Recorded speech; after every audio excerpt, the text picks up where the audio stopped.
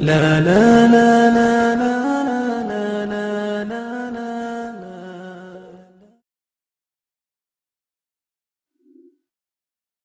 Allah subhanahu wa ta'ala has created us as free beings and given us the obligation to preach the religion. And if you impose upon us a regulation that we have to apply for a permit before we can stand in a masjid and lecture and preach, that is oppression. And so I have never, and I will never apply for any permit anywhere in the world to preach Islam. Islam, the religion, has zero tolerance for oppression. And around the world today, there is universal oppression. And if the believer does not respond to that oppression, does not rise up against the oppressor, does not struggle to liberate the oppressed, then Allah is going to take care of him.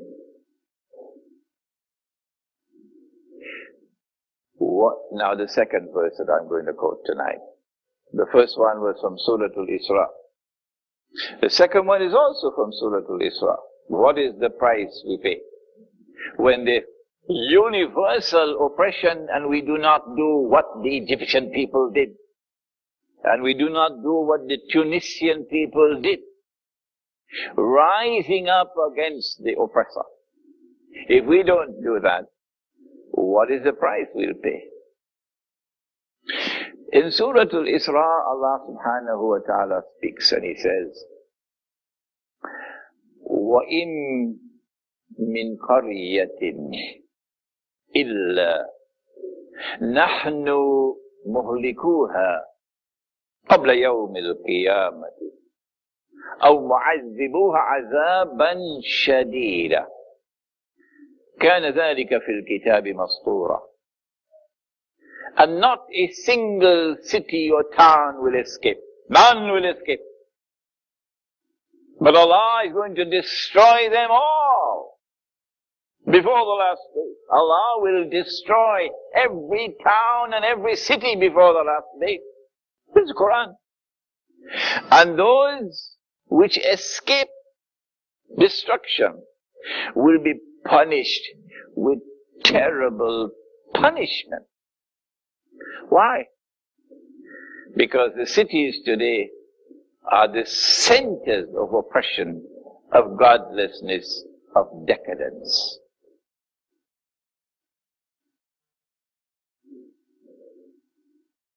And so when the Egyptian people rose up as they did, and the Tunisian people rose up as they did, we say to them, MashaAllah, MashaAllah. Don't come to me and tell me about any CIA and Mossad operation involved here and seek to tarnish the courageous revolt of the people in rising up against oppression. What they did in Egypt and in Tunisia also sends a message to others in different parts of the world who are also oppressors, and they know who they are. That beware, that the noble example of the Egyptian and the Tunisian people can be followed by others, can be emulated by others. And when they rise up, you're going to have to run the way. What was his name? I've forgotten it already. Husni? Mubarak?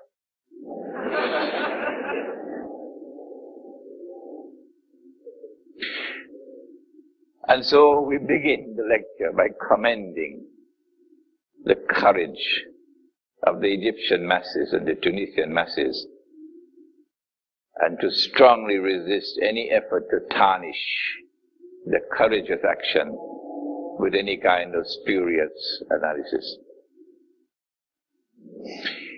We must also speak briefly, my wife is not going to be annoyed with me for this, of the causes of their rising up against oppressors. It was not only political oppression. It was riba, which drove the Egyptian people into such abject poverty and destitution. And Allah subhanahu wa ta'ala ended the revelation of the Quran, the very last revelation in the Quran, on riba. And in that revelation, He declared war. That if you do not give up riba, فَأَذَنُوا بِحَرْبٍ مِّنَ اللَّهِ وَرَسُولِهِ, then take notice of a declaration of war from Allah and His Messenger. So is it not time for us to spend a little time studying the subject of riba? It's not only lending and borrowing on interest. I'll be brief on this piece. It's not only lending and borrowing on interest so that the money lender will remain permanently rich, because he wants to immunize himself from loss. He doesn't want to do business, because you know, the essence of a business transaction is that you must assume risk. You can make a profit to suffer a loss. He doesn't want to do that. No. So he lends on interest so that he is immunized from loss. So when an economy is based on riba, the rich will remain permanently rich, and the poor will be imprisoned in permanent poverty. But I don't have to explain this to you. You've been listening to me for years now. You know this already. That's oppression.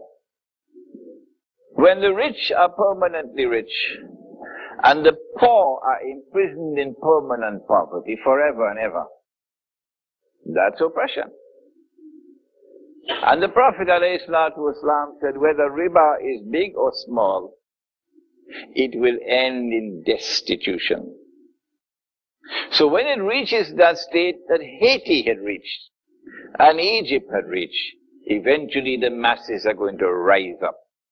And that's why the oppressor has to introduce something very curious, something very mysterious. You may have heard about it before. These apostles of the free market,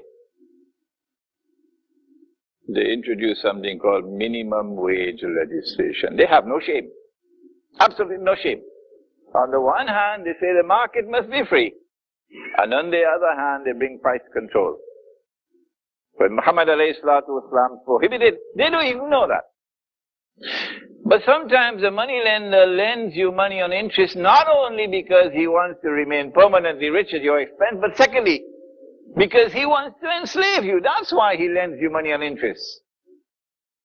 So I ask you to read John Perkins' book. You know about it. Confession of an Economic Hitman. And you'll see the story of how they lent on interest in order to enslave Egypt and enslave Tunisia to such an extent that the man, he was a university graduate, and he was selling fruits. And they said, you know, you've got to have a permit to that. Then he took gasoline and poured it on himself and set himself ablaze. And that sparked off the Tunisian uprising. The economic oppression is also in another sphere. And let me also be very brief with it. And I advise you not to repeat my words until you go and study international monetary economics. First do that. You must know your subject before you speak. You take a piece of paper and you print a picture on it and you put a number on it and you say abracadabra. And you assign to that piece of paper an entirely fictitious value. Remember, don't repeat my words unless you study international monetary economics so you know your subject before you speak. If you are assigning an entirely fictitious value to that, this piece of paper has a value of a chicken, and this piece of paper has the value of a cow, and with this piece of paper you could buy a BMW. You could even buy all the oil in Saudi